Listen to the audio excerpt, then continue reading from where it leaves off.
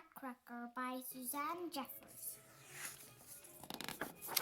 It was Christmas Eve at the Stahlbaum's house.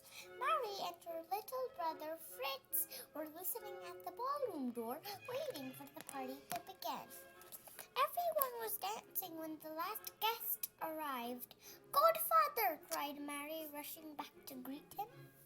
Herr Drosselmeyer was not only Marie's godfather, but he was also a famous toy maker. He could make toys that moved and clocks that called the hours as sweetly as a nightingale. Herr Drosselmeyer brought presents for the children. He gave Fritz a box of toy soldiers. For Marie, there were two dolls, Harlequin and Columbine, who danced with each other.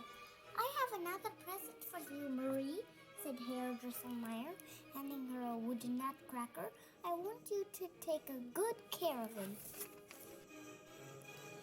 "Not fair," shouted Fritz.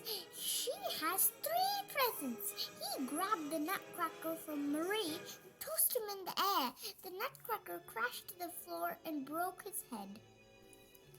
"So what?" jeered Fritz. "It was an ugly thing." Herr Drosselmeyer bound Nutcracker's head with his handkerchief. Tenderly, Mary took Nutcracker into her arms. He put him under the Christmas tree. Outside in the street, the carriages waited. After a flurry of goodbyes, Fritz and Marie were sent up to bed. "But my poor Nutcracker is all alone," thought Mary, tiptoeing back downstairs. Holding Nutcracker close, she soon fell asleep. Herr Drosselmeyer swooped into the room and, raising his hand, cast a bit of magic. Bong! Bong! Bong! The grandfather clock struck midnight. Marie stirred and rubbed her eyes. The Christmas tree was growing. Around her came a scampering of mice. Squeak! Squeak! They were gathering like an army to attack. Their ruler was the Mouse King, who had 7 heads and 7 crowns. Marie held Nutcracker and ran as fast as she could. Nutcracker leapt out of Marie's arms and held his sword at the ready. Fritz's toy soldiers took their battle positions. Swords flashed and cannons fired.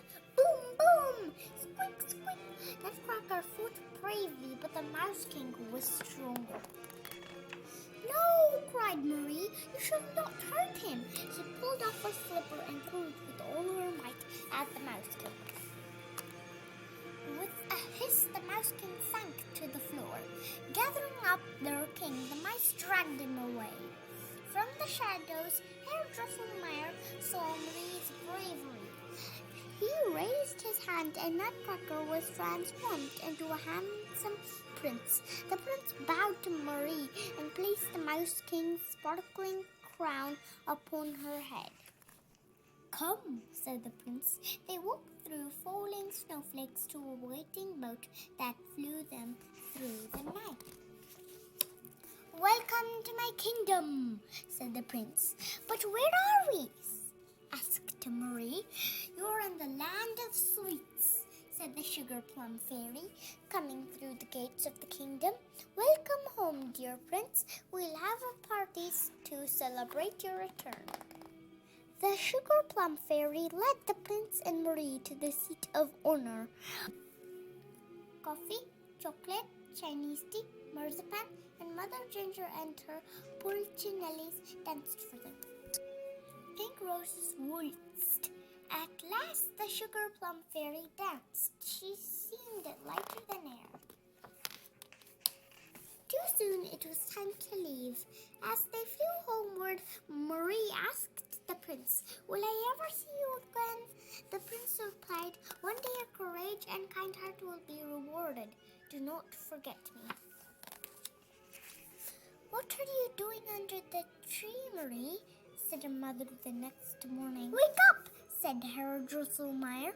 Marie opened her eyes and hugged her Nutcracker. She whispered, "If only you were alive, I would not care if Fritz said you were ugly.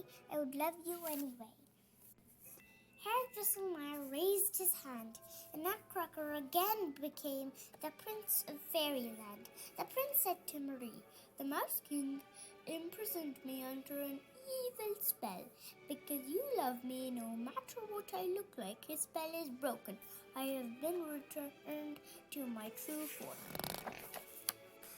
Years passed and the prince and Marie became engaged.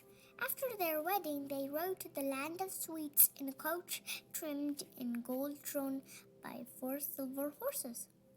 To this day, there are those who say Marie is the queen of a wondrous fairyland that only those who believe can see. Thank you for listening to the story, friends. Hope you like it. A great big bye-bye from Stavya.